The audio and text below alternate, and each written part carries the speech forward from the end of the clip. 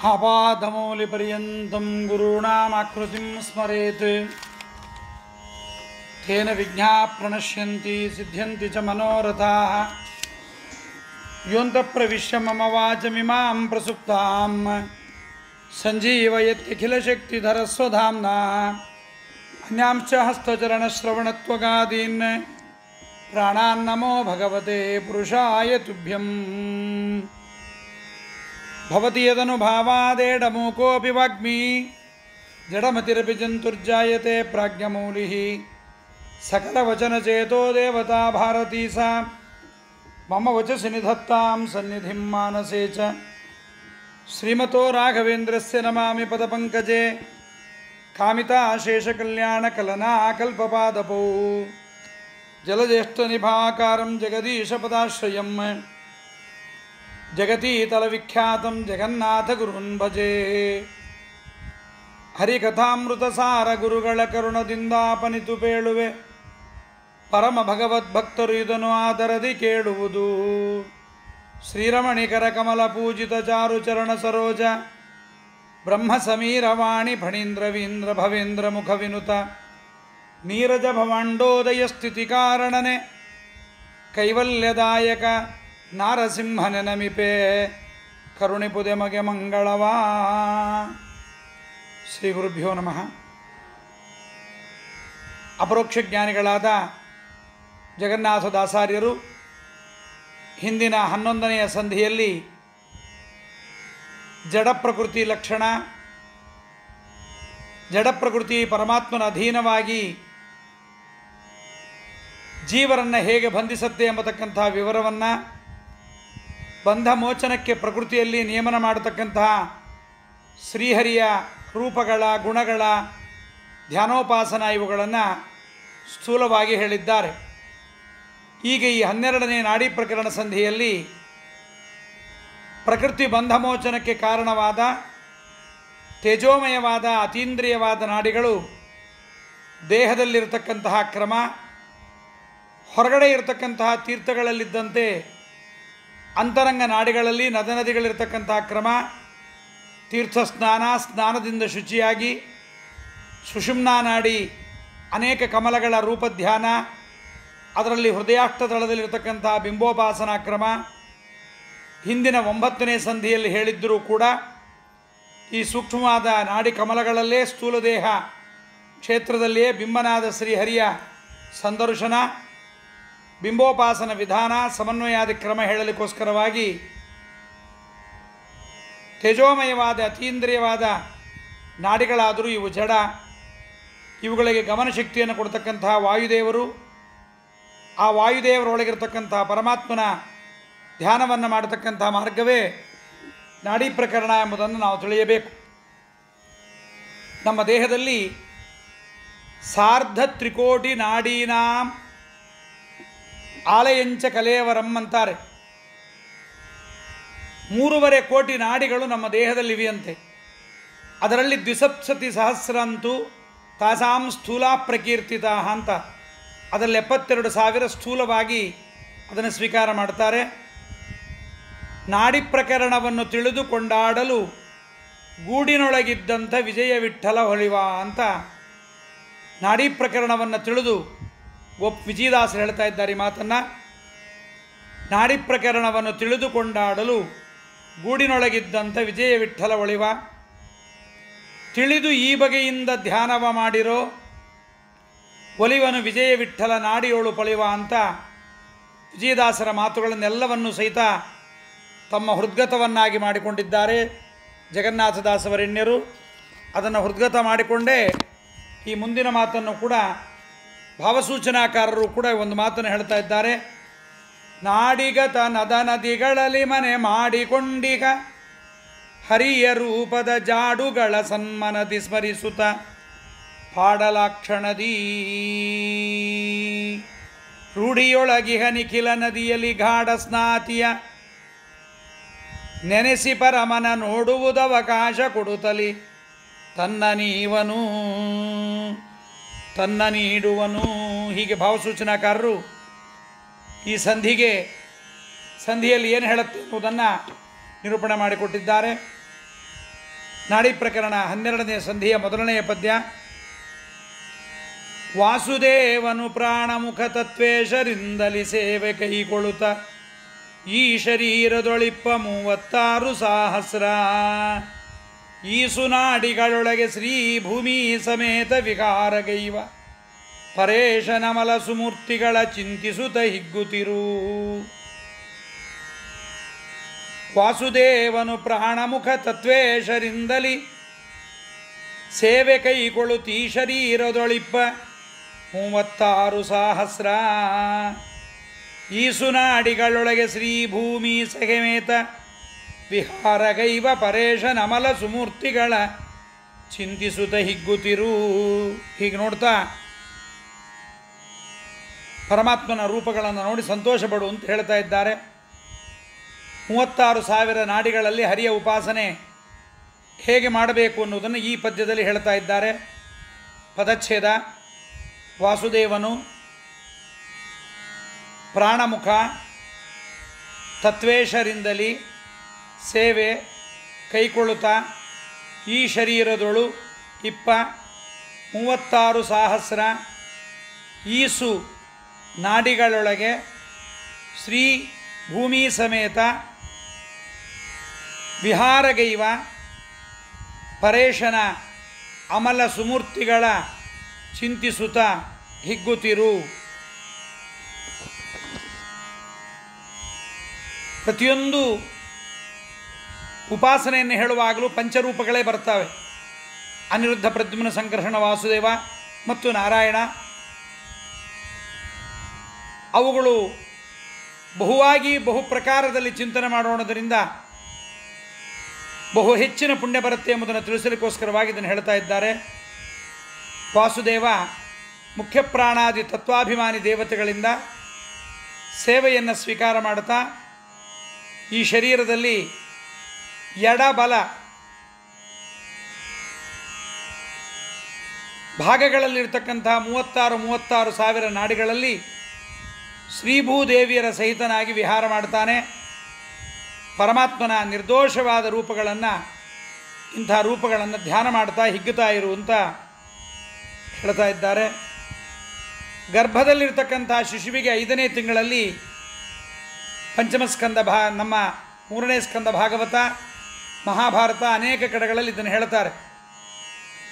ಗರ್ಭದಲ್ಲಿರ್ತಕ್ಕಂಥ ಶಿಶುವಿಗೆ 5ನೇ ತಿಂಗಳು ಬಂತು ಅಂದರೆ ಏಕಾದಶೇಂದ್ರಿಯ ಮೂಲಾಧಾರದಲ್ಲಿ ಸುಷುಮ್ನಾದಿ ಅಸಂಖ್ಯ ನಾಡಿಗಳು ಉಂಟಾಗತ್ತೆ.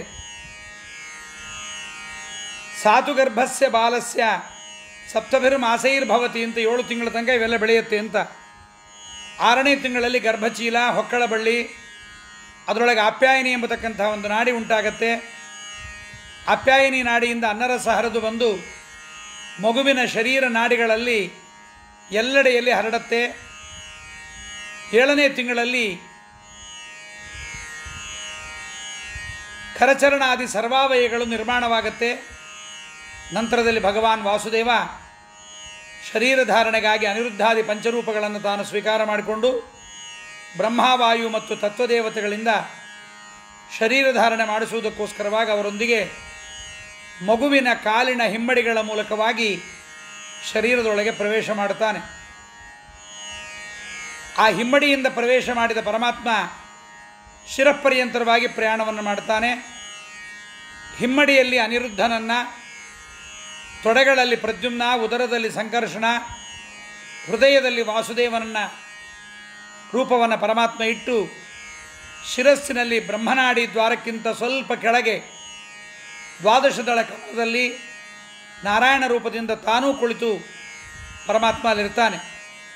ಬ್ರಹ್ಮ, ವಾಯು ಹಾಗೂ ತತ್ವೇಶ್ವರವು ಈ ಪಂಚರೂಪಿಯಾಗಿರ್ತಕ್ಕಂಥ ವಾಸುದೇವನ ಪ್ರೀತ್ಯರ್ಥವಾಗಿ ಶರೀರಧಾರಣ ಮಾಡಿ ಶಿಶು ಶರೀರಧಾರಣ ಕಾರ್ಯ ಮಾಡಿ ವಾಸುದೇವನಿಗೆ ಅರ್ಪಣೆಯನ್ನು ಮಾಡುತ್ತಾರೆ.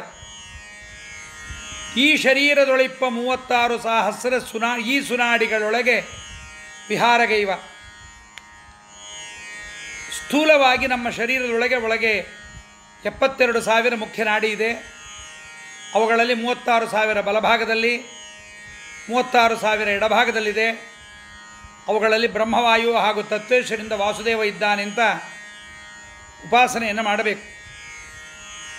72 ಸಹಸ್ರ ನಾಡಿಗಳಲ್ಲಿ ಭಗವಂತನ ಉಪಾಸನೆಯನ್ನು ಹಿಂದಿನ ಕೆಲವೊಂದು ಸಂಧಿಗಳಲ್ಲಿ ಕೆಲವೊಂದು ಪದ್ಯಗಳಲ್ಲಿ ಹೇಳಿದ್ದಾರೆ. ಭೋಜನ ಸಂಧಿಯಲ್ಲಿ ನೀಡದಂದದ ಲಿಪ್ಪಲಿಂಗಕ್ಕೆ ಈ ಪದ್ಯದಲ್ಲಿ ಬಲಭಾಗದ 36,000 ಪಿಂಗಳ ನಾಡಿಯಲ್ಲಿ ಪುರುಷ ರೂಪದಿಂದ, 36,000 ಎಡಭಾಗದ ಇಡಾನಾಡಿಗಳಲ್ಲಿ ಸ್ತ್ರೀ ರೂಪದಿಂದ ಭಗವಂತ ಇರ್ತಾನೆ ಅಂತ ಉಪಾಸನೆ ಮಾಡಬೇಕು ಅಂತ ಹೇಳಿದ್ದಾರೆ. ಅದೇ ಭೋಜನ ಸಂಧಿಯ 3ನೇ ಪದ್ಯದಲ್ಲಿ ವಾರಿವಾಚ್ಯನು ವಾರಿಯೊಳಗಿದ್ದಾರು ಅಂತ ಪದ್ಯದಲ್ಲಿ 36,000 ಸ್ತ್ರೀ ಪುರುಷ ನಾಡಿಗಳಲ್ಲಿ ಬೃಹತಿ ನಾಮಕನಾದ 36,000 ಪುರುಷ ರೂಪಗಳು ಹಗಲಿಗೆ, 36,000 ಸ್ತ್ರೀ ರೂಪ ರಾತ್ರಿಗೆ ನಿಯಾಮಕವಾಗಿ ಸೂರ್ಯನ ಕಿರಣಗಳಲ್ಲಿದ್ದು ಪುರುಷನ ಆಯುಷ್ಯದ ಹಗಲು ರಾತ್ರಿಗಳಿಗೆ ನಿಯಾಮಕವಾಗಿದ್ದಾರೆ ಅಂತ ವಾರಿವಾಚ್ಯನು ಎಂಬತಕ್ಕಂತಹ ಪದ್ಯದಿಂದ ಭೋಜನ ಸಂಧಿಯಲ್ಲಿ ಹೇಳಿದ್ದಾರೆ. ಅದೇ ಭೋಜನ ಸಂಧಿಯ 4ನೇ ಪದ್ಯದಲ್ಲಿ 6 ರಸ ಸತ್ವ ಆದಿ ಭೇದದಿ 6 ಮೂರ ಆಗಿಹವು ಸಾರ ನೀತ ಎನ್ನುವ ಪದ್ಯದಲ್ಲಿ 72,000 ನಾಡಿಗಳಲ್ಲಿ ರಸನಾಮಕನಾಗಿ ರಸರೂಪದಿಂದ ರಸದಲ್ಲಿದ್ದು ವಿಹಾರ ಮಾಡ್ತಾನೆ ಅಂತ ಕೂಡ ಹೇಳಿದ್ದಾರೆ. ಪ್ರಣವ ಪ್ರತಿಪಾದ್ಯ ತ್ರಿವೃತು ಎಂಬುವ ಪಂಚತನ್ಮಾತ್ರ ಸಂಧಿಯ 2ನೇ ಪದ್ಯದಲ್ಲಿ ಸಾಮಗಾನ ನಿಯಾಮಕನಾದ ತ್ರಿವೃತ್ತು ನಾಮಕ ಸಾಮನಾಮಕನಾದ ಪರಮಾತ್ಮ ಹರಿ ಶರೀರ ನಾಡಿಗಳಲ್ಲಿ ನಿಯಾಮಕನಾಗಿದ್ದು ಕಾಲನಿಯಾಮಕನಾದ ಸೂರ್ಯನ ಹಗಲು ರಾತ್ರಿಗಳ ಕಿರಣಗಳಲ್ಲಿ ನಿಯಾಮಕನಾಗಿರ್ತಾನೆ ಅಂತ ಪಂಚತನ್ಮಾತ್ರ ಸಂಧಿಯಲ್ಲಿ ಪ್ರಣವ ಪ್ರತಿಪಾದ್ಯ ತ್ರಿವೃತು ಎನ್ನುವ ಪದ್ಯದಿಂದ, ಅದೇ ಪಂಚತನ್ಮಾತ್ರ ಸಂಧಿಯ 6ನೇ ಪದ್ಯದಲ್ಲಿ ಶಿರಗಳೈದೈದೆರಡು ಎಂಬುವಲ್ಲಿ ಅನ್ನಮಯಾದಿ ಅಷ್ಟರೂಪಗಳಿಂದ ನಾಡಿಗಳಲ್ಲಿ ಸಂಚಾರ ಮಾಡುತ್ತಾ ಅಷ್ಟವಿಧ ಪ್ರಕೃತಿಗಳನ್ನು ಸಪ್ತಧಾತುಗಳಿಗೂ ಏಕಾದಶ ಕರಣಗಳಿಗೆ ಇಂದ್ರಿಯಗಳಿಗೂ ಕೂಡ ತಾನು ಪರಮಾತ್ಮ ಶಕ್ತಿಯನ್ನು ನೀಡುತ್ತಾ ಶರೀರವನ್ನು ಧಾರಣ ಮಾಡ್ತಾನೆ ಎಂದಿದ್ದಾರೆ. ಮತ್ತು ಪಂಚತನ್ಮಾತ್ರ ಸಂಧಿಯ 19ನೇ ಪದ್ಯದಲ್ಲಿ 100 ವರ್ಷಕ್ಕೆ ಎಂಬತಕ್ಕಂತಹ ಪದ್ಯದಲ್ಲಿ 36,000 ದಿನ ನಿಯಾಮಕ ರೂಪಗಳಿಂದ 72,000 ನಾಡಿಗಳಲ್ಲಿದ್ದು 100 ವರ್ಷ ಕಾಲ ಶರೀರ ಧಾರಣ ಮಾಡ್ತಾನೆ ಎಂದಿದ್ದಾರೆ. 2 ಎನ್ನುವ ಮಾತೃಕಾ ಸಂಧಿಯ 18ನೇ ಪದ್ಯದಲ್ಲಿ 72 ಸಹಸ್ರ ನಾಡಿಗಳಲ್ಲಿ ಮೂಲಭೂತವಾದ 101 ನಾಡಿಗಳಲ್ಲಿ ಗಂಗಾದಿ ತೀರ್ಥಗಳಲ್ಲಿರ್ತಕ್ಕಂಥ ಏಕೋತ್ತರ ಶತಂ ಕಲಶದೇವತಾ ಅಂತ ಕಲಶದೇವತಾ ಮೂರ್ತಿಗಳು ಸನ್ನಿಹಿತರಾಗಿ 101 ಶರೀರವನ್ನು ಪವಿತ್ರಗೊಳಿಸ್ತಾರೆ ಎಂದಿದ್ದಾರೆ. ಅದೇ ಮಾತೃಕಾ ಸಂಧಿಯ ಮುಂದಿನ 19ನೇ ಪದ್ಯದಲ್ಲಿ ಇದಕ್ಕೆ ಕಾರಣವೆನಿಪವು 72,000 ನಾಡಿಗಳಿಗೆ ಮೂಲವಾದ 101 ನಾಡಿಗಳಿಗೂ ಮೂಲ 12 ಪ್ರಧಾನ ನಾಡಿ, ಅವುಗಳಲ್ಲಿ 12 ಇಂದ್ರಿಯ ಹಾಗೂ ಇಂದ್ರಿಯಾಭಿಮಾನಿಗಳಿಗೆ ನಿಯಾಮಕನಾದ ಕೇಶವಾದಿ ದ್ವಾದಶಮೂರ್ತಿ ಇರ್ತಾವೆ ಎಂಬುದನ್ನು ಹೇಳಿದ್ದಾರೆ. ಮುಂದೆ ಪುರುಷನಾಮಕ ಎನ್ನುವ ಸರ್ವಪ್ರತೀಕ ಸಂಧಿಯ ಪದ್ಯದಲ್ಲಿ ಪುರುಷನಾಮಕ ಜೀವಸ್ವರೂಪ ನಿಯಾಮಕನಾದ ಬಿಂಬ ಬೃಹತಿ ನಾಮಕನಾಗಿ 72,000 ನಾಮಗಳಲ್ಲಿ ವ್ಯಾನನಾಮಕ ವಾಯುದೇವರೊಂದಿಗೆ ಸಂಚಾರವನ್ನು ಮಾಡುತ್ತಾ ಸರ್ವರಸಗಳಿಗೆ ಸರ್ವಾಂಗಗಳಿಗೆ ಅನ್ನರಸವನ್ನು ಒಯ್ದು ಕೊಡ್ತಾನೆ ಎಂಬುದನ್ನು ಹೇಳಿದ್ದಾರೆ. ಜೀವ ಪ್ರಕರಣದ ಅದೇ ಸರ್ವಪ್ರತೀಕ ಸಂಧಿಯ 17ನೇ ಪದ್ಯದಲ್ಲಿ ಕೇಶ ಸಾಸಿರ ವಿಭಾಗವ ಮಾಡಲು ಎಂಬತಕ್ಕಂಥ ಪದ್ಯದಲ್ಲೂ ಕೂಡ ಸರ್ವಪ್ರಧಾನವಾದ ಎಲ್ಲ ನಾಡಿಗಳಿಗೆ ಪ್ರಧಾನವಾದ ಸುಷುಮ್ನಾ ನಾಡಿಯಿಂದ 101 ನಾಡಿಗಳು ಅವುಗಳಿಂದ 72,000 ಕೂಡ ಹೊರಟಿವೆ ಎಂಬುದನ್ನು ಹೇಳಿದ್ದಾರೆ. ಹಿಂದಿನ 11ನೇ ಧ್ಯಾನ ಪ್ರಕ್ರಿಯಾ ಸಂಧಿ 7ನೇ ಪದ್ಯದಲ್ಲಿ ಸುರುಚಿ ರುಚಿರ ಎಂಬತಕ್ಕಂಥ ಪದ್ಯದಲ್ಲಿ ಷಡ್ರಸ ನಿಯಾಮಕ 72,000 ನಾಡಿಸ್ಥ 72,000 ವಾಯುರೂಪಗಳಲ್ಲಿದ್ದು ಜೀವನಿಗೆ ಕರ್ತೃತ್ವ ಶಕ್ತಿಯನ್ನು ಕೊಡ್ತಾನೆ ಎಂಬುದಾಗಿದ್ದ ಹೇಳಿದ್ದಾರೆ. ಅದರಿಂದ ಇಷ್ಟೂ ಪದ್ಯಗಳಲ್ಲಿ ಎಲ್ಲೂ ಕೂಡ ಪುನರುಕ್ತಿ ಆಗಿಲ್ಲ.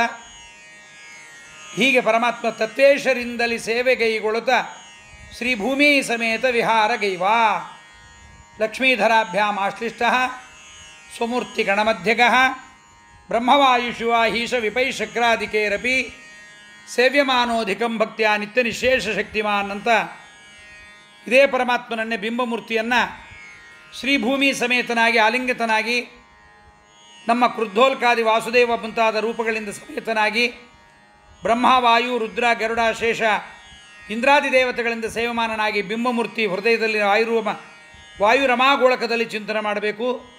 ಅವನನ್ನೇ 36,000 ಸ್ತ್ರೀ ಪುರುಷ ನಾಡಿಗಳಲ್ಲೂ ಕೂಡ ಪ್ರಾಣಗೋಳಕಗಳಲ್ಲೂ ಚಿಂತನೆ ಮಾಡಬೇಕು ಎಂಬುದನ್ನು ಹೇಳಿದ್ದಾರೆ.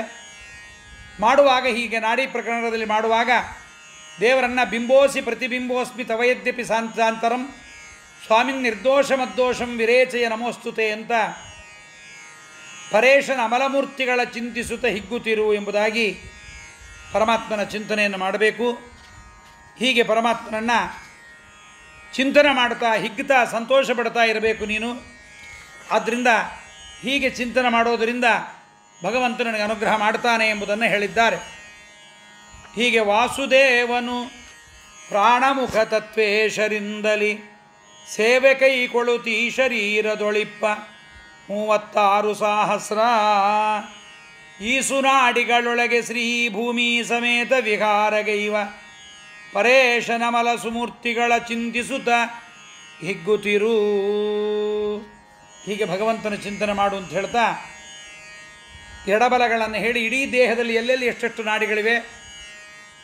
ಜಗನ್ನಾಥದಾಸರ ಹರಿಕಥಾಮೃತಸಾರ ಅಂದರೆ ಇದು ಮೆಡಿಕಲ್ ಗ್ರಂಥವೂ ಹೌದು, ಆಯುರ್ವೇದ ಗ್ರಂಥವೂ ಹೌದು, ಧರ್ಮಗ್ರಂಥವೂ ಹೌದು, ಮೋಕ್ಷ ಗ್ರಂಥವೂ ಹೌದು, ಪ್ರಮೇಯ ಗ್ರಂಥವೂ ಹೌದು, ವೇದಾಂತ ಗ್ರಂಥವೂ ಹೌದು. ಯಾವ್ಯಾವ ವಿಷಯ ಬೇಕು ಎಲ್ಲವನ್ನೂ ಕೂಡ ಪ್ರತಿಯೊಂದು ಕಡೆ ಭಗವಂತನ ಚಿಂತನೆ ಮಾಡಲಿಕ್ಕೆ ಬೇಕಾಗತಕ್ಕಂಥ ಅನೇಕ ವಿಷಯಗಳ ಸಂಗ್ರಹವನ್ನು ಜಗನ್ನಾಥದಾಸರು ತುಂಬಿಸಿಕೊಟ್ಟಿದ್ದಾರೆ. ವಾಯುಪುರಾಣದ ಮಾತನ್ನು ತಗೊಂಡು ಈಗ ಮುಂದೆ ಹೇಳ್ತಾ ಇದ್ದಾರೆ. ಚರಣಗಳೊಳಿಹ ನಾಡಿಗಳು 12,000 ಮಧ್ಯ ದೇಹದೊಳಿರುತಿಹವು 14 ಬಾಹುಗಳೊಳಗೆ ಈರೆರಡು ಶಿರದೊಳ 6 ಸಹಸ್ರ ಚಿಂತಿಸಿ ಇರಳು ಹಗಲಗಭಿಮಾನಿ ದಿವಿಜರ ಅರಿತು ಉಪಾಸನೆಗೈವರಿಳೆಯೊಳು ಸ್ವರ್ಗವಾಸಿಗಳು. ಪದಚ್ಛೇದ. ಚರಣಗಳೊಳು ಇಹ ನಾಡಿಗಳು 12,000 ಮಧ್ಯದೇಹದೊಳು ಇರುತಿಹವು 14 ಬಾಹುಗಳೊಳಗೆ ಈರೆರಡು ಶಿರದೊಳು 6 ಸಹಸ್ರ ಚಿಂತಿಸಿ ಇರಳು ಹಗಲಭಿಮಾನಿ ದಿವಿಜರನು ಅರಿತು ಉಪಾಸನೆಗೈವವರು ಇಳೆಯೊಳು ಸ್ವರ್ಗವಾಸಿಗಳು. 2 ಪಾದಗಳಲ್ಲಿ 12,000 ನಾಡಿ ಇದೆ. ಮಧ್ಯದೇಹದಲ್ಲಿ 14,000, 2 ತೋಳುಗಳಲ್ಲಿ 4,000, ತಲೆಯಲ್ಲಿ 6,000, ಹೀಗೆ 36,000 ನಾಡಿಗಳಾಗಿವೆ. ಅವುಗಳಲ್ಲಿ ರಾತ್ರಿ ಹಗಲುಗಳಿಗೆ ಅಭಿಮಾನಿ ತತ್ವಾಭಿಮಾನಿ ದೇವತೆಗಳನ್ನು ತಿಳಿದು ಉಪಾಸನೆ ಮಾಡಬೇಕು. ಹೀಗೆ ಯಾರು ಉಪಾಸನೆ ಮಾಡ್ತಾರೆ ಅವರು ಭೂಲೋಕದಲ್ಲೇ ಸ್ವರ್ಗಕ್ಕೆ ಸಮಾನವಾದ ಸುಖವನ್ನು ಅನುಭವಿಸ್ತಾರೆ. ಸ್ವರ್ಗದಲ್ಲೇ ಆ ಥರದ ಸುಖ ಬೇಕು ಅಂತಿಲ್ಲ. ಇಹೈವ ಸ್ವರ್ಗಂ, ಇದನ್ನು ಬಿಟ್ಟರೆ ಇಹೈವ ನರಕ. ಇದೇ ಚಿಂತನೆಯಲ್ಲಿ ಇಲ್ಲಿ ಮಾಡಬೇಕು ಅಂತ ಹೇಳ್ತಾ ಇದ್ದಾರೆ.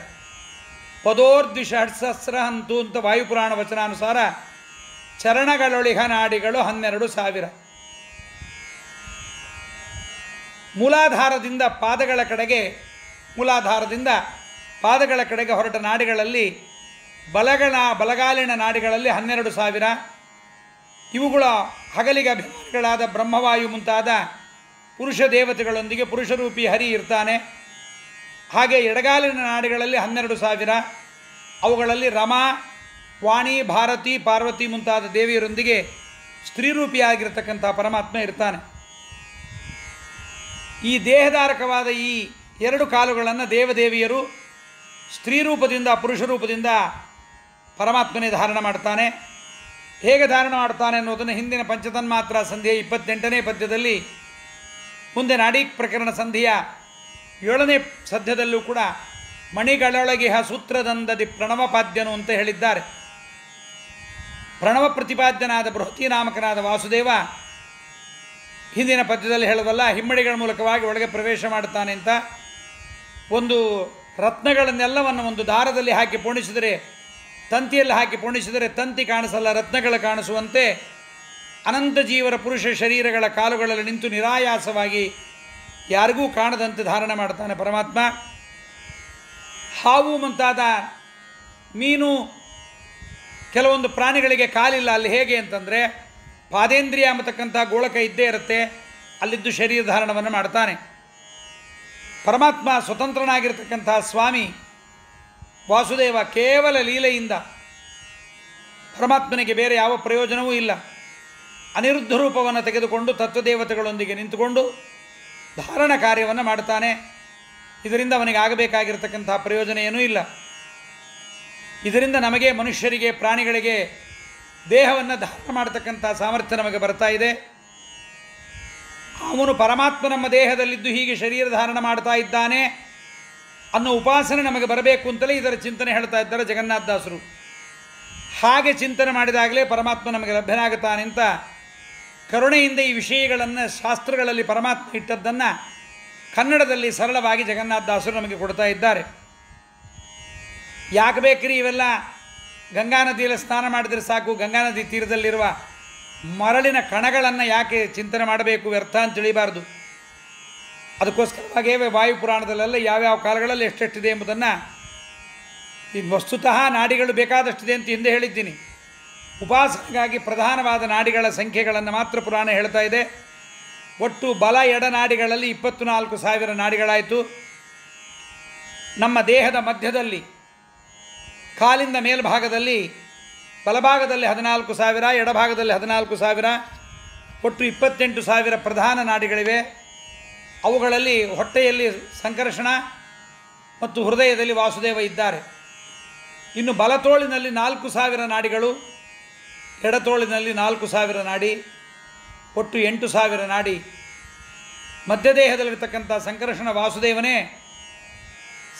ವಾಸುದೇವರನ್ನೇ ಕೈಗಳಲ್ಲೂ ಕೂಡ ಚಿಂತನೆಯನ್ನು ಮಾಡಬೇಕು. ಇದಾದ ಮೇಲೆ ಶಿರಸ್ಸಿಗೆ ಬರ್ತಾ ಇದ್ದಾರೆ. ಶಿರಸ್ಸಿನ ಬಲಭಾಗದಲ್ಲಿ ಅಲ್ಲೂ ಕೂಡ ಎಡಬಲ ಭಾಗ. ಅದಕ್ಕೆ ಸ್ಟ್ರೋಕ್ ಆದಾಗ ಹೇಳ್ತಾರಲ್ಲ, ಬಲಭಾಗದ್ದಾದರೆ ಎಡಭಾಗ, ಎಡಭಾಗಕ್ಕಾದರೆ ಬಲಭಾಗಕ್ಕೆ ಅಂತ. ಶಿರದಲ್ಲಿ ಬಲಭಾಗದಲ್ಲಿ 6,000, ಎಡಭಾಗದಲ್ಲಿ 6,000, ಒಟ್ಟು 12,000 ನಾಡಿಗಳು. ಅಲ್ಲಿ ನಾರಾಯಣ ಇರ್ತಾನೆ. ಈ ಪಂಚಮೂರ್ತಿಯಾದ ನಾರಾಯಣ, ಅನಿರುದ್ಧ, ಪ್ರದ್ಯುಮ್ನ, ಸಂಕರ್ಷಣ ವಾಸುದೇವರು ಎಲ್ಲ ಕಡೆ ಇದ್ದಾರೆ. ಆದರೆ ಉಪಾಸನೆಗೋಸ್ಕರವಾಗಿ ಬೇರೆ ಬೇರೆ ಅಂಗಗಳಲ್ಲಿ ಬೇರೆ ಬೇರೆ ಭಗವದ್ ರೂಪಗಳನ್ನು ಹೇಳಿದ್ದಾರೆ ಎಂಬುದಾಗಿ ನಾವು ತಿಳಿಯಬೇಕು. ಅಲ್ಲೂ ಇದ್ದಾನೆ ನಾರಾಯಣ, ಇಲ್ಲೂ ಇದ್ದಾನೆ ವಾಸುದೇವ, ವ್ಯತ್ಯಾಸ ಹೇಳಿದ್ರಲ್ಲ ಅಂತ ತಿಳ್ಕೋಬೇಕಾಗಿಲ್ಲ. ಉಪಾಸನೆಗೋಸ್ಕರವಾಗಿ ಭಿನ್ನ ಭಿನ್ನತೆಗೋಸ್ಕರವಾಗಿ ಹೇಳಿದ್ದಾರೆ. ಇರಳು ಹಗಲಭಿಮಾನಿ ದಿವಿಜರನು ಅರಿತು. ಹೀಗೆ ಹಗಲಿಗೆ ರಾತ್ರಿಗೆ ಅಭಿಮಾನಿಯಾದ ದೇವತೆಗಳನ್ನು, ಅಭಿಮಾನಿಗಳಾದವರನ್ನು ಶರೀರದಲ್ಲಿ ಎಡಭಾಗದಲ್ಲಿದ್ದಾರೆ, ಹಗಲಭಿಮಾನಿ ದೇವತೆಗಳು ಶರೀರದಲ್ಲಿ ಬಲಭಾಗದಲ್ಲಿದ್ದಾರೆ ಅಂತ ಅರಿತು ಇಷ್ಟೆಲ್ಲ ಇದ್ದಾರೆ ಅಂತ ನಮ್ಮ ದೇಹದಲ್ಲಿ ತಿಳಿಯಬೇಕು. ಈ ಎಲ್ಲ ಕಡೆ ದೇವತೆಗಳು ದೇವಿಯರು ಜೊತೆಯಾಗೇ ಇದ್ದರೂ ಕೂಡ ಎಡ ಬಲಭಾಗಗಳಲ್ಲಿ ದೇವರು ಎಂದು ವ್ಯವಸ್ಥೆ ಮಾಡಿರತಕ್ಕಂಥದ್ದು ಉಪಾಸನಾ ಸೌಕರ್ಯಕ್ಕಾಗಿ ಅಂತ ನಾವು ತಿಳಿಬೇಕು. ಎಲ್ಲ ಕಡೆಯಲ್ಲಿ ಭಗವಂತ ಇದ್ದರೂ ಕೂಡ ಎಡಬಲ ಅಂತ ಭಾಗ ಯಾಕೆ ಮಾಡಿದರು ಅಂದರೆ ಪ್ರತಿಮೆಗಳನ್ನು ತಿಳಿದು ಅಲ್ಲಿ ಉಪಾಸನೆಯನ್ನು ಮಾಡ್ತೇವೆ. ಭಗವಂತನ ಪ್ರತಿಮೆಯನ್ನು ಎಲ್ಲೆಡೆ ಎಲ್ಲ ರೂಪಗಳಿಂದ ಭಗವಂತ ಇದ್ದಾನೆ ಎಂಬುದಾಗಿ ಉಪಾಸನೆ ಮಾಡುವುದು ನಮ್ಮ ಶಕ್ತಿಗೆ ಮೀರಿದ್ದು. ಆದರೆ ವ್ಯಾಪ್ತೋಪಾಸಕರಾಗಿರ್ತಕ್ಕಂಥ ಮಹನೀಯರು, ಜ್ಞಾನಿಗಳು ಅವರು ಮಾಡ್ತಾರೆ. ಆಯಾ ಶರೀರದ ಆಯಾ ಅಂಗಗಳಲ್ಲಿ ಎಡಬಲ ಭಾಗಗಳಲ್ಲಿ ಆಯಾ ರೂಪಗಳನ್ನು ಧ್ಯಾನ ಮಾಡೋದು ಮಾತ್ರ ನಮಗೆ ಸಾಧ್ಯ. ಹೀಗೆ ಅರಿತುಪಾಸನೆ ಗೈವರಿಳೆಯಳು ಸ್ವರ್ಗವಾಸಿಗಳು. ಉಪಾಸನ ಅಂದರೆ ಶ್ರವಣ ಮನನಾದಿಗಳನ್ನು ಮಾಡಿ ಭಗವಂತನ ಚಿಂತನೆಯನ್ನು ಮಾಡಬೇಕು ಅಂತ ಭಕ್ತಿಯಿಂದ ಏಕಾಗ್ರತೆಯಿಂದ ಸ್ಮರಣೆ ಮಾಡಬೇಕು. ಇದು ಲೋಕದ ಎಲ್ಲ ವಿಧವಾದ ಜಂಜಡಗಳನ್ನು ಅದೇ ಕ್ಷಣದಲ್ಲೇ ನಮಗೆ ಮರೆಸಿ ಸುಂದರವಾದ ಪ್ರಿಯವಾದ ಭಗವದ್ರೂಪವನ್ನು ಮಾತ್ರ ತೋರಿಸುತ್ತೆ. ಸಾಧಕ ಮೈಮರೆತು ಗಾಢವಾದ ಧ್ಯಾನದ ಆನಂದದಲ್ಲಿ ಮುಳುಗಿಬಿಡ್ತಾನೆ. ಇದೇ ಇಳೆಯೊಳಗೆ ಅವನಿಗೆ ಸ್ವರ್ಗ ಸುಖ. ಎಲ್ಲ ನೋವುಗಳನ್ನು ಮರೆತು ಕೇವಲ ಮನಸ್ಸಿನಲ್ಲಿ ಕೇವಲ ಸುಖವನ್ನು ಅನುಭವಿಸೋದೇ ಹೊರತು ಸ್ವರ್ಗಲೋಕದ ವಾಸ ಅಲ್ಲ. ವಿಷಯ ಭೋಗದ ಪದಾರ್ಥಗಳನ್ನು ಸೇವನೆ ಮಾಡೋದು ಅಲ್ಲ. ಅದಕ್ಕೆ ಒಂದು ಮಾತು ಹೇಳುತ್ತೆ, ಎನ್ನ ದುಃಖೇನ ಸಂಭಿನ್ನಂ ನಚಗ್ರಸ್ತ ಮನಂತರಂ ಅಭಿಲಾಷೋಪನೀತಂಚ ಸ್ವರ್ಗ ಸುಖಂ ಸ್ವರ್ಗಪದಾಸ್ಪದಂ ಅಂತ ಹೇಳಿದ್ದಾರೆ. ಆದ್ದರಿಂದ ಹೀಗೆ ನಮ್ಮ ದೇಹದ ಕಾಲಿನಿಂದ ಶಿರಪರ್ಯಂತರವಾಗಿ ಚರಣದೊಳಿಗನ ಆಡಿಗಳು 12,000, ಮಧ್ಯದೇಹದೊಳಿರುತಿಗವು 14 ಬಾಹುಗಳೊಳಗೆ ಈರೆರಡು ಶಿರದೊಳಾರು ಸಹಸ್ರ ಚಿಂತಿಸಿ ಇರಳು ಹಗಲಗಭಿಮಾನಿ ದಿವಿಜರಣರಿತು ಪಾರಿತು ಉಪಾಸನೆಗೈವರಿಳೆಯೊಳು ಸ್ವರ್ಗವಾಸಿಗಳು. ಮುಂದೆ ನಾಡಿ ಪ್ರಕರಣದಲ್ಲಿ ಏನು ಹೇಳ್ತಾರೆ ಎಂಬುದನ್ನು ಮುಂದೆ ಕೇಳೋಣ. ಕಾಯೇನ ವಾಚಾ ಮನಸೇಂದ್ರಿಯರ್ವ ಬುದ್ಧ್ಯಾತ್ಮನಾವ ಅನುಸೃತ ಸ್ವಭಾವಂ ಕರೋಮಿ ಯದ್ಯ ಸಕಲಂ ಪರಸ್ಮೈ ನಾರಾಯಣಾಯತಿ ಸಮರ್ಪಯಾಮಿ. ಯದಕ್ಷರ ಪದಭ್ರಷ್ಟಂ ಮಾತ್ರಾಣಿ ಚ ಭವೇತ್ ತತ್ಸರ್ವಂ ಕ್ಷಮ್ಯತಾದ್ದೇವ ನಾರಾಯಣ ನಮೋಸ್ತುತೆ ಅಕ್ಷಯಂ ಕರ್ಮ ಯಸ್ಮಿನ್ ಪರೇ ಸ್ವರ್ಪಿತಂ ಪ್ರಕ್ಷಯಂ ಯಾಂತಿ ದುಃಖಾನಿ ಯನ್ನಾಮತಃ ಅಕ್ಷರೋ ಯೋಜರ ಸರ್ವದೈವಾಮೃತಃ ಕುಕ್ಷಿಗಂ ಯಸ್ಯ ವಿಶ್ವಂ ಸದಾ ಜಾದಿಕಂ ಪ್ರೀಣಯಾಮೋ ವಾಸುದೇವಂ ದೇವತಾಮಂಡಲಾಖಂಡಮಂಡಲಂ ಪ್ರೀಣಯಾಮೋ ವಾಸುದೇವಂ ಹರಯೇ ನಮಃ ಶ್ರೀಕೃಷ್ಣಾರ್ಪಣಮಸ್ತು.